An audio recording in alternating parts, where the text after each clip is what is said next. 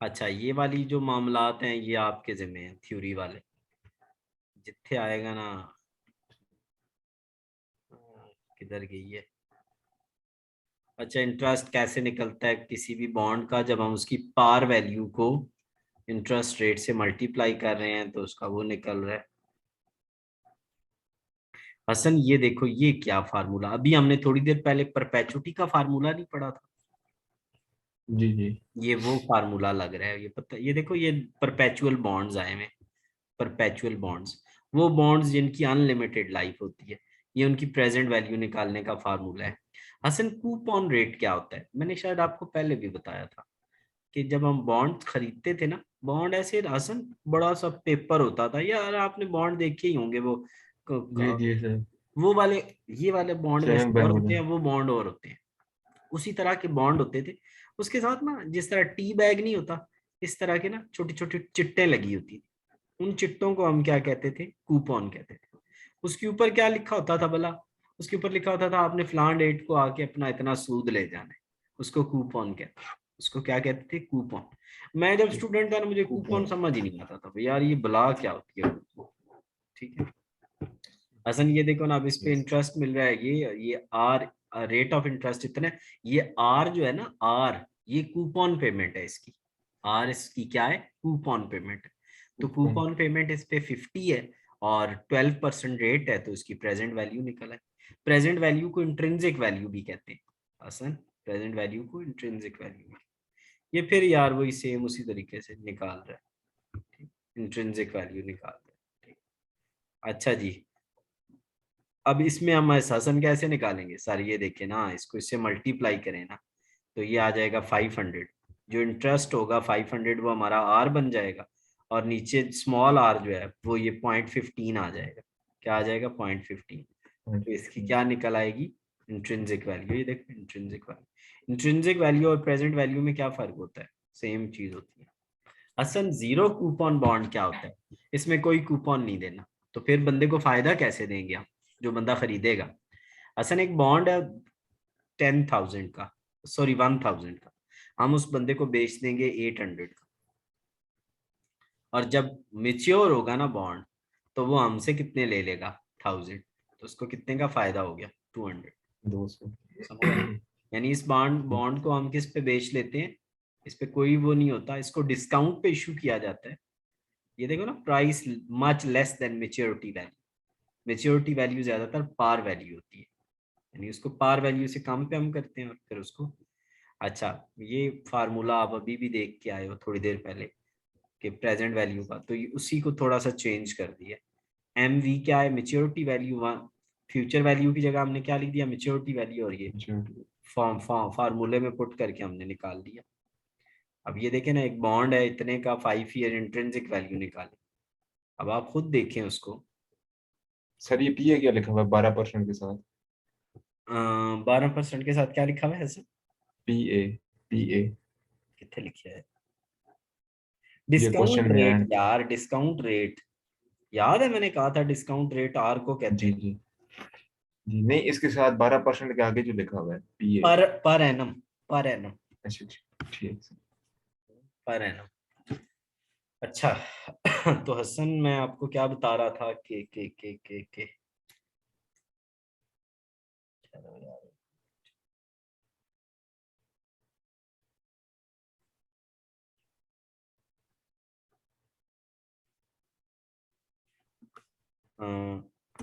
हाँ तो हसन, ये फार्मूला भी नहीं पढ़ा? फ्यूचर वैल्यू डिवाइड बाय 1 + जी सर। आई की पावर एन।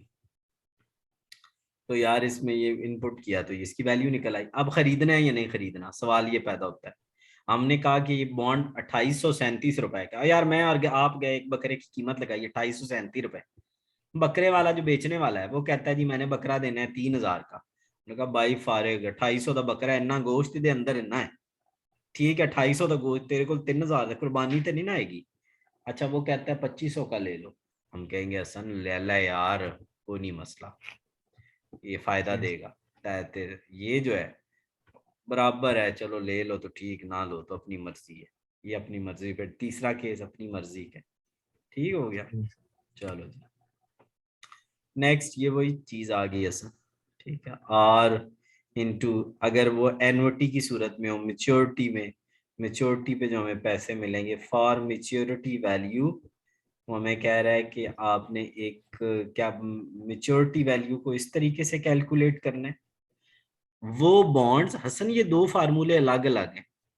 वो बॉन्ड जो आपको रेगुलर इंटरेस्ट भी देंगे, और उनकी जो बॉन्ड होता है ना, उसने एक अरसे के बाद हसन मेच्योर हो जाना होता है। क्या हो जाना होता है? मेच्योर हो जाना होता है। तो अब जो बॉन्ड हमने खरीदा 5,000 रुपए का, तो 5,000 उसकी क्या हो गई? Maturity value. उसको आपने इधर पुट करके ना 5,000 को 5 साल बाद मेच्योर होना है, उसकी प्रेजेंट वैल्यू निकाल लेनी है। और ये आर क्या है? ये इंटरेस्ट है सर। इंटरेस्ट इसमें क्या होगा? कूपन होंगे। कूपन आपको हर साल बाद मिलने हैं। तो आप आर की जगह कूपन लिखोगे, और वही फार्मूला जो हमने याद है एनओटी में लगाया था।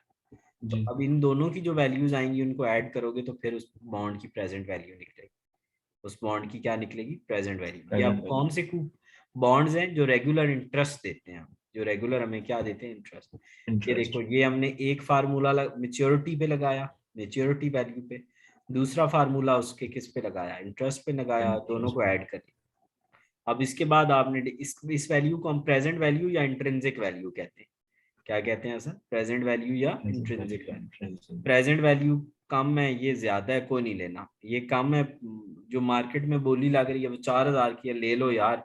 हमारे मुताबिक उसकी प्रेजेंट वैल्यू 4,400 रुपया बनती है। ये इस तरह लोग असल कैलकुलेट कर रहे होते हैं बकायदा बैठे हुए, ठीक है। अच्छा, ये कुछ फीचर्स हैं, इनको पढ़ लेना। डिविडेंड जो होता है प्रेफर्ड का, वो क्या होता है?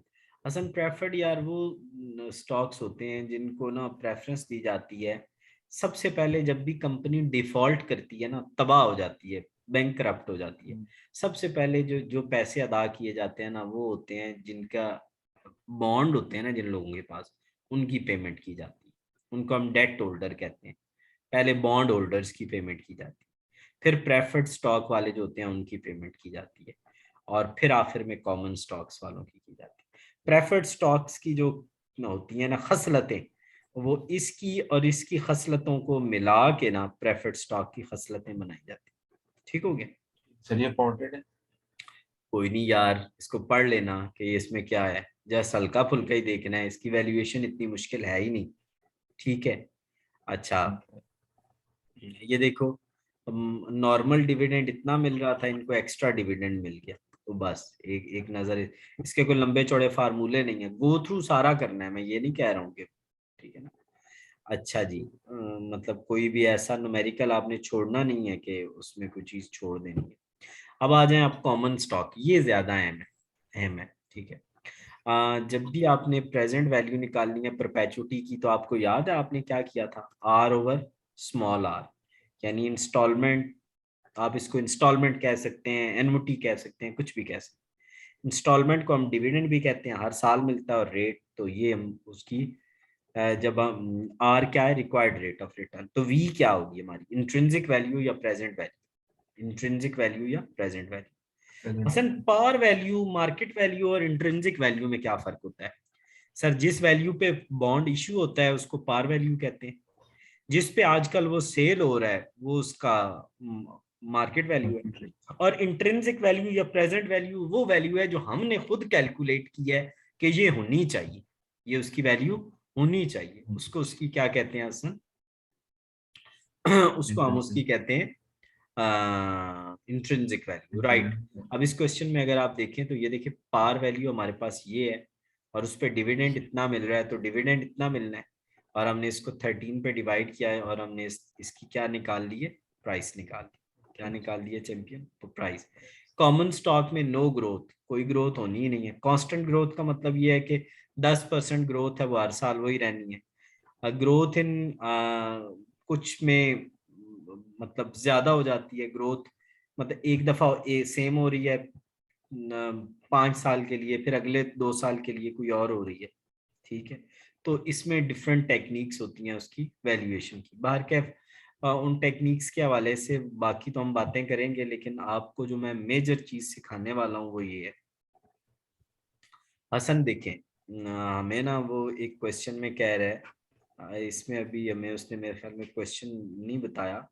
ये देखें, हमें उसने कहा है कि ईयर 1 में डिविडेंड इतने, अगले साल 10% ग्रोथ आनी है, ये हो गई। दूसरे साल अब देखो ना, इसका फिर 10% लेके इसमें ऐड करोगे तो 1.20 होगी।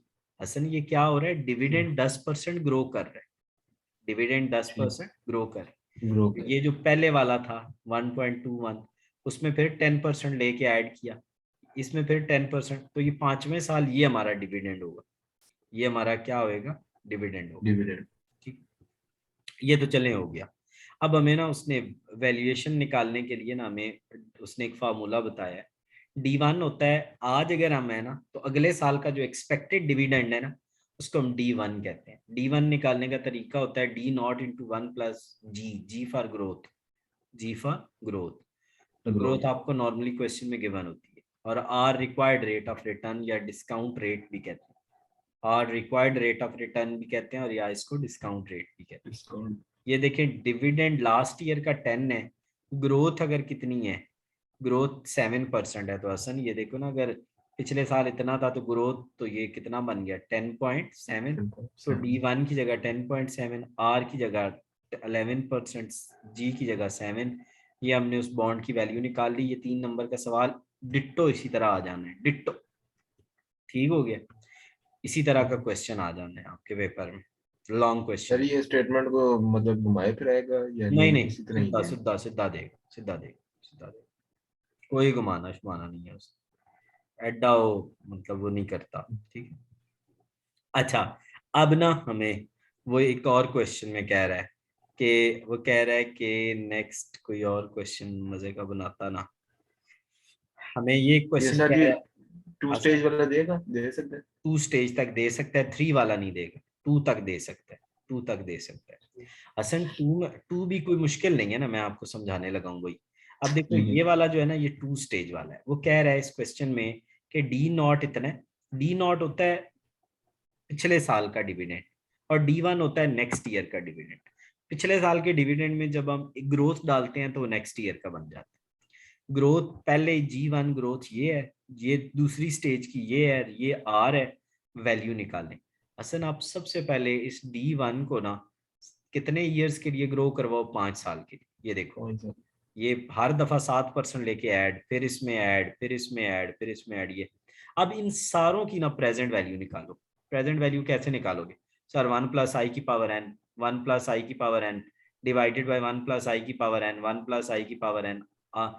आई कितना है, सॉरी आर, मैं आई कह देता हूँ, आप आर कहो। आर और आई एक ही चीज है, ठीक है। तो आर आपका क्या है, 0.10, क्या है 0.10। पॉइंट आर है। आपका क्या है, 0.10 है। ये देखो ये सारे उसकी निकली पड़ी है, ये सारे की निकली पड़ी। ये असल अब क्या निकल आई है सर, ये तो जो डिविडेंड्स हैं उनकी निकली है ना। अब वो जो बाकी था वो आगे जो निकालना था। हाँ, अब आप पता है क्या करोगे, अब ये जो लास्ट वाला आपका डिविडेंड था ना, वो कौन सा था, मुझे जरा बताओ। वो था 7.2। हम 7.2 को मजीद 1 साल ग्रो करवाएंगे, सेकंड स्टेज के लिए हम मजीद उसको 1 साल के लिए ग्रो करवाएंगे G2 पे। अब ये हमारा क्या बन जाएगा, D1। सर ये तो D6 है। ओ यार, सेकंड स्टेज के लिए तो ये D1 ही है ना, सेकंड स्टेज तो नए सिरे से शुरू हो रही है ना, तो उसके लिए ये क्या होगा, D1 होगा। और यहाँ पे मैंने आपको क्या बताया था, R - G। R कितना है सर, वो आपने अभी बताया है, R 0.10 है, और G इसमें 0.6 है। G क्या है, 0.6 है। तो अब आप इसको जब निकालोगे तो आपकी वैल्यू क्या निकलेगी, वो आपकी वैल्यू मैं बताता हूँ। वो यहाँ निकली पड़ी है, ये देखो ना, ये निकली पड़ी है, ये 7.44 क्या निकलेगी। ये गलत निकली हुई है वैसे, ये गलत निकली हुई है, नहीं ये नहीं है, ये नहीं है। यहाँ पे वो कहीं और निकलेगी हसन, वो वैल्यू इसने ये निकली हुई है 186। जब आप यहाँ पे क्या करोगे ग्रो करवाओगे ना, 7.44 D आपका D6 निकला, 7.4। और नीचे क्या आप 0.10 मैंने आपको लिखवाया था, और -0.06। जब इसको सॉल्व करोगे तो आपका आंसर क्या निकलेगा, 186। क्या निकलेगा, 186। 186। वो जो आंसर निकला ना, उस आंसर को आपने डिवाइड करना है 1 + i⁴n से, 1 + i⁴n से। सर आई कितने है यार, आर को मैं आई कह देता हूँ, आर कितना है, 0.10। और एन कितना बनेगा 5 ईयर्स, 5 साल पीछे लेके जाना है हसन, उसको 5 साल पीछे लेके जाना। हसन ये पॉइंट अगर नहीं समझ आया तो फिर समझ लो मुझसे। हम इसमें निकालेंगे सबसे पहले D6, फिर हम उसमें से R माइनस जी करेंगे, हमारा आंसर निकलेगा ये। इसको हम कहेंगे फ्यूचर वैल्यू। फ्यूचर वैल्यू को 1 प्लस आई की पावर एन, एन हम जितने साल पीछे लेके जाना है 5 साल उसको पीछे लेके जाना है, और आई हमें 10% क्वेश्चन में गिवन। अब क्या करेंगे, ये जो आंसर निकला 115 115, और ये जो आंसर निकला डिविडेंड्स का, इनको ऐड करेंगे तो हमारी प्रेजेंट वैल्यू 2 स्टेजेस की निकल आए। 2 स्टेजेस की प्रेजेंट, 3 स्टेजेस आपने करने ही नहीं है, पेपर में आना भी नहीं। ठीक है, कल इंशाल्लाह फाइनेंशियल एनालिसिस करेंगे, उसमें मेन चीजें मैं बता दूंगा।